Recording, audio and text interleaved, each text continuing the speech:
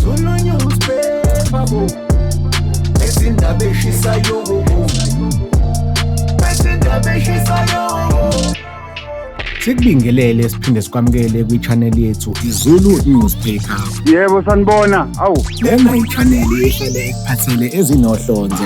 Ngilalele phela khuluma ngiphethe ikhanda. Umculi wegospel wakuleli uDr Deborah Frazer akasekho emhlabeni. Lezi ndaba zivezwe umndeni wakhe kwi-statement abasikhiphe ezinkundleni zokuxhumana lapho bazisa khona umphakathi ngokudlula kwakhe. Emasontweni ambalwa ayedlule kusanda kusabalala isithombe ezinkundleni zokuxhumana lapho ebonakala khona ecula ehleli kwi-wheelchair. Ngemuva kokusabalala kwalesi sithombe, uDeborah waphumela obala ngokuthi akaphathekile kahle. Umndeni wakhe umemezele ngokudlula kwakhe esitatimendeni osikhiphe ezinkundleni zakhe zokuxhumana. Lo mndeni ubhale ukuthi kusiphatha kabi ukunazisa ngokudlula kukamama, usisi, u-anti, umngane kanye nomculi wegospel uDr Deborah Frazer ngemuva kokugula isikhashana. Ushone namhlanje kuyisonto emini lapho ebehleli khona nomndeni kanye nabangani. Njengomndeni kaDeborah Frazer siyacela ukuthi umphakathi usinikeze ithuba lokuthi sibhekane nalesi simo. Umphakathi uzokwaziswa maduzane oqhubekayo ngalo lolu daba. Wembukeli, ake sikugoqe lapha-ke besikuphathele khona namhlanje, siphinde sikuthembise ukuthi sizolokhu nje seniphakela njalo izindaba ezishisayo lapha kwiZulu Newspaper-ke.